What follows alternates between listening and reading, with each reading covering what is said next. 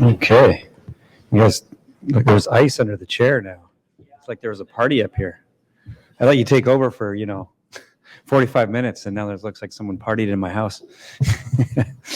I want to keep things moving, obviously, and we're at our last presentation of the day. As I was looking it over, I realized that we just had a Daniel on this last panel, and the next two speakers are both named Daniel. So we've got a whole bunch of Daniels for you right here to close out the day. Great name. So we've got Daniel Gibbons and Daniel Simmons, both from Shared Tower. Daniel Gibbons is the founder and CEO. Daniel Simmons is the Chief Product and Strategy Officer. Daniel Gibbons founded Shared Tower in 2021, just last year, following the success of Shared Network Canada, which he built from a bootstrapped startup to a province-wide network of communications towers.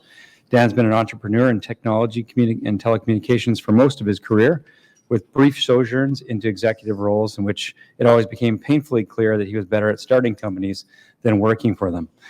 And Daniel Simmons is a telecom product manager and business strategist with over 15 plus years of experience. Before joining Shared Tower as the Chief Product and Strategy Officer, he was the Director of Cloud Strategy at Beanfield Metroconnect. And prior to working in telecom, he was a strategic advisor for Canadian firms in financial services, legal, and tech verticals. I'm not sure which of the two Daniels is going to speak first. They're both going to come up to the stage, maybe. All right, guys, welcome. Two more Daniels.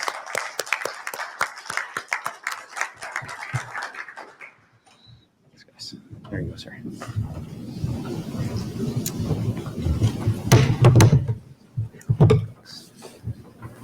Thanks, guys. So I think today we've been talking a lot about how Canada is quite different from other markets, and I think that's going to be a theme of our conversation too when we talk about infrastructure. And we've been talking mostly about things like terrain, geography, the challenges of building infrastructure in markets where there is building the physical infrastructure is difficult. But from our perspective with our business, which is very much about building and owning and operating physical telecom infrastructure, so we're a company that builds communication towers, fiber optic assets, and edge data centers. Unlike many of the people in the room, we don't have the challenges of actually having to service the end customer. We build the physical infrastructure, and our customers are the network providers who utilize that infrastructure. But I thought it would be interesting to talk about some other aspects of Canada that made our business quite different and a little bit challenging compared to other markets around the world. So the shared infrastructure model, as we think about it, is very much driven by the genesis of our business, which is building towers. So in our last business, we built a network of towers across Ontario, and our main customers were the large cellular service providers, wireless internet service providers. And if you look at other markets around the world, this business has seen explosive growth, and that growth really happened with the evolution of 2G and 3G networks across North America, across Europe, across Latin America, and Central America, and South America. And what we saw was that in the 2000s and beyond, companies like American Tower, Crown Castle, SBA were effectively building the preponderance of wireless networks across North America. And through that time, they were able to create companies that collectively now are worth over $200 billion. So globally as well, that infrastructure model has extended to virtually every market around the world. So if we look at many of the markets outside of Canada, most of the tower infrastructure is owned by people like us, people who own the physical infrastructure, not the network. But in Canada, we have a very different context for the market. So while we see these numbers for the American tower companies where they've been able to build hundreds of thousands of towers in a relatively short period of time and generate something like 90% plus of market share of tower ownership, in Canada, we've got a really different situation. And I think one of the main reasons for that is the main Canadian wireless networks, the mobile network operators, they're companies that have never had poor balance sheets. They've had strong balance sheets, they've had easy access to capital, and they're companies that have wanted to own most of the network from top to bottom. And what that has meant is that they've been reluctant to let other people build and own these parts of the network. So in order to go to those companies and simply make a proposition that we can spend our capital instead of you spending your capital, we'll trade your capital for OpEx that you'll spend with us. It hasn't been a compelling proposition. We are seeing some changes with that, particularly as 5G rollouts accelerate across the country. There's a lot more willingness from these entities to look at this model. But we had to do more than that to convince them that this was a model they should look at. And I think that gets to what I was saying about the uniqueness of Canada as a market for the shared infrastructure. So our team is very much an organization that has grown up in wireless and wireline telecommunications. So we started building and owning our own tower sites in 2015. And by global standards, as I've sort of laid out, we were kind of 15 years too late in starting this business. But despite that, since 2016, we've been able to deploy about $20 million of capital to build the tower infrastructure that we've built. And this year, we'll deploy at least that amount again. And in the following years, we'll see that amount growing over time. The reason I think we've had some success at doing this is, again, like I said, it's not about simply going to the wireless service provider and saying that we can spend our capital, you can pay us OpEx. It's really been about showing that we can meaningfully accelerate network deployments. So it's about showing that we can be creative in terms of value engineering, how we build infrastructure, how we can be agile about working as a small, nimble organization to accelerate construction timelines, and also seeking out opportunities where infrastructure is difficult to build, where municipalities are challenging, where there's barriers to building physical infrastructure that get in the way of the timelines that carriers might want to achieve. So 5G has definitely given us a path to accelerate that business in Canada, but it's not simply the demand for 5G that's done that. It's more about us proving to the carriers over time that our kind of agile model of wireless construction can help them. And through that, we've also, because we haven't really had the luxury of just having large build-to-suit contracts handed to us by the mobile network operators, we've really had to demonstrate that the value of our tower infrastructure is about being strategic, agile, and tactical for the carriers.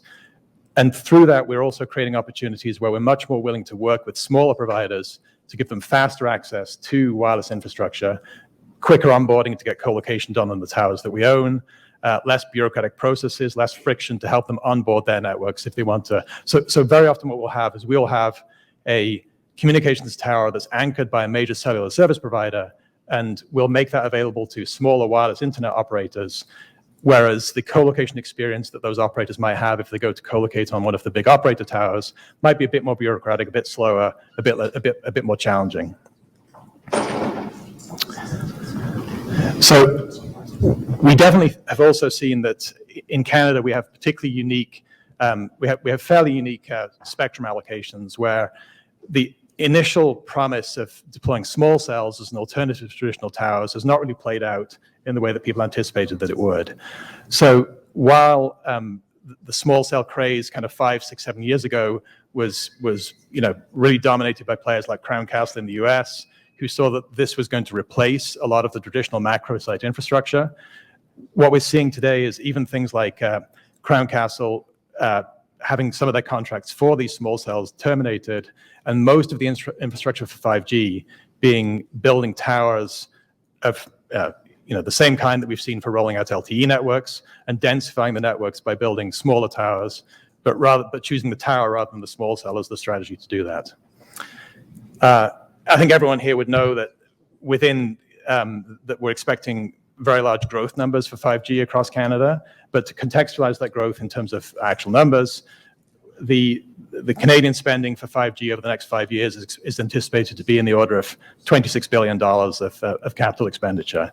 And what we see is that without shared infrastructure, without models like ours, it's going to be very challenging for that capital to be allocated in an efficient manner, and it's going to result in a lot of overlapping and potentially redundant infrastructure with what we believe are kind of a lot of associated environmental and community impacts.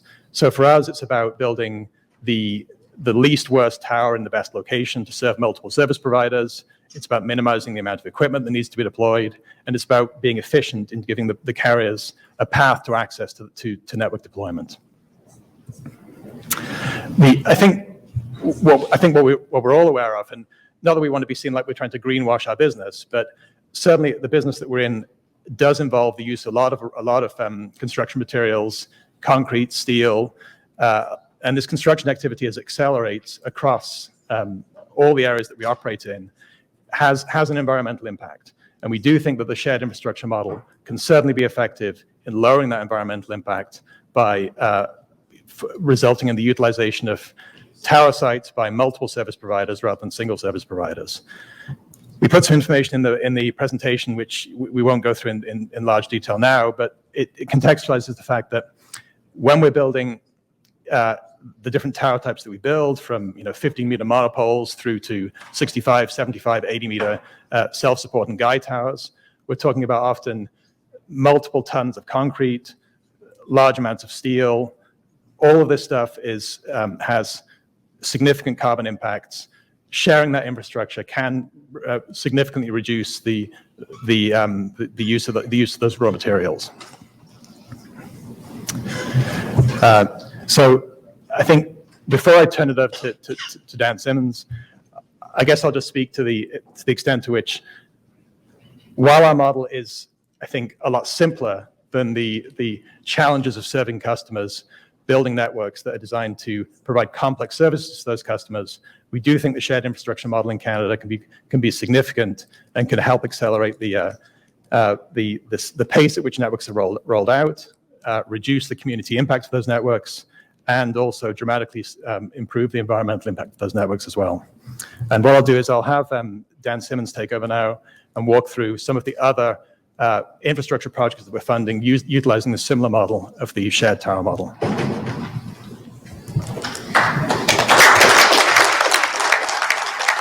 Thanks, Dan. I'm Daniel Simmons. I'll just walk us through our Vision 2027 strategy for our British Columbia and Alberta investments. Next slide, please. Yeah. So, the last thing I think anyone in this room wants to hear is somebody from Ontario come in and start telling them how networks should be built, who they should be working with, and why we can do it maybe faster, better, cheaper. And I think the important thing what's making us successful right now in the market is building strong partnerships with local operators that we know can help us deploy capital faster, accelerate their organizational goals, and help us realize our dream of building networks across Canada. So we'd like to give recognition to Switch, to ABC Communications, to Swift Internet, Columbia Wireless, Brothers Broadband, and National Fiber Service, who we're working with for our deployment strategy, and they're a big part of what's allowing us to build infrastructure as quickly as possible in some of the toughest conditions. And I think what's been really exciting, somebody who started their career in the Ontario telecom market, was just seeing how different it is building infrastructure in British Columbia and Alberta. We have guys who service towers using helicopters. It's a lot more exciting than it is in Ontario, where everyone's just driving around in a truck from apartment building to apartment building. Next slide, please. We've responded to the RTP process with the government of British Columbia, but we're actively developing a plan right now to deploy network assets from Trail to Hope, BC. We think there's a gap in terms of the availability of transport network infrastructure, and that our model of shared infrastructure, whether it's cell towers, dark fiber, or outside plant solutions like edge data center services, would be beneficial to this area. Next slide, please. And as part of the study that we've run internally, we believe in that area there's approximately 40 tower locations that could close cell coverage caps that aren't just on the Rogers or Freedom network. It's TELUS as well. It's very challenging geographies, everyone in this room knows, and we think that by partnering with LDCs to provide backup connectivity for those transport networks, and then putting fiber in the ground with our partners like Brothers Broadband and National Fiber Services, we can extend connectivity to our cell sites as well as to community infrastructure projects where some of the organizations in this room today might be hoping to build fiber to the premise, or fiber to the business, or fiber to the Indigenous community. So, we're really excited about this initiative, and we're really looking forward to connecting with all of you and hopefully working with you to bring this project to fruition. Next slide, please. Just to show anybody from the Alberta market, we're actively developing network assets currently covering from Fort St. John down to Lethbridge. We started our our deployments in the Edmonton area. Obviously, transport is what we're most interested in building, and we've partnered with an operator, Switch, to deliver fiber to the premise. We're bringing XGS PON services straight away to those markets. We think that we've got a cost-effective way to deliver those services, and we're moving high-performance network solutions closer to the edge with some of our partners like Phonics. We're feeding all of our neighborhood POPs with 100 gig backbone, as well as wave gear, so we can scale up as demand goes up. By building at 10 gig first, we know that we can get at least 15 years out of these investments. Next slide, please.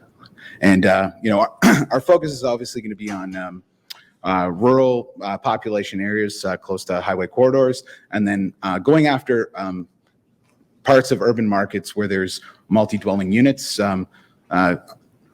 The team at Shared Towers a lot of experience building MDUs back in the Ontario market, and before launching the service out west, we provided some consulting to the first MDU XGS 10 gig PON solution that is being launched in the Toronto market with Tech Savvy and a real estate partner that we worked with there.